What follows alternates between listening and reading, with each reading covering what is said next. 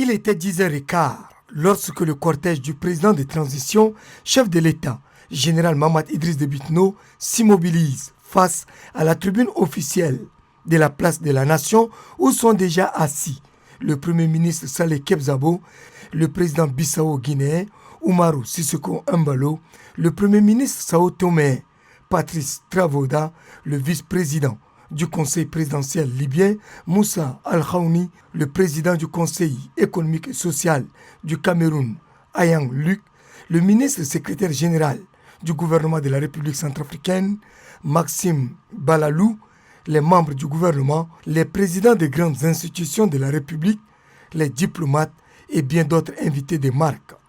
Passage en revue des troupes, dépôt de la gerbe de fleurs au monument aux morts et exécution de l'hymne national ont marqué le début de la cérémonie de prise d'armes commémorative au 63e anniversaire de l'accession du Tchad à la souveraineté internationale. C'est l'armée de l'air qui a ouvert le bal par le défilé aérien, marqué par le passage dans le ciel des avions de transport, de troupes, de surveillance, de défense et d'attaque. Donc c'est des appareils très efficaces. Le défilé pédestre, entamé par le détachement musical de l'état-major général des armées, est une véritable démonstration de force amicale des différents détachements militaires et paramilitaires qui se sont déployés pour donner un cachet particulier à cet événement mémorable. C'est la troupe de l'étendard qui entame cette deuxième partie animée par les différents groupes d'orchestres militaires. Elle est suivie par le détachement des officiers actifs,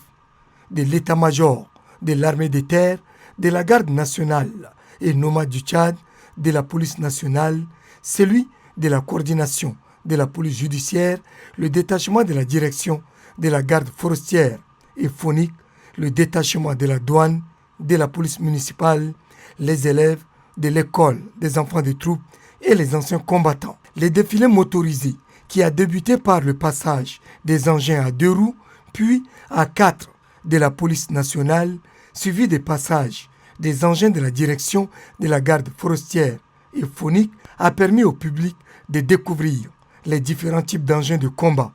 des engins de transport, de troupes, de soutien terrestre, d'attaque, de défense et de renseignements adaptés aux différents théâtres d'opération, notamment en zone désertique et en zone forestière. Le passage du drone à la fin de la cérémonie est une matérialisation du niveau de l'évolution et surtout de la capacité de riposte de l'armée nationale tchadienne.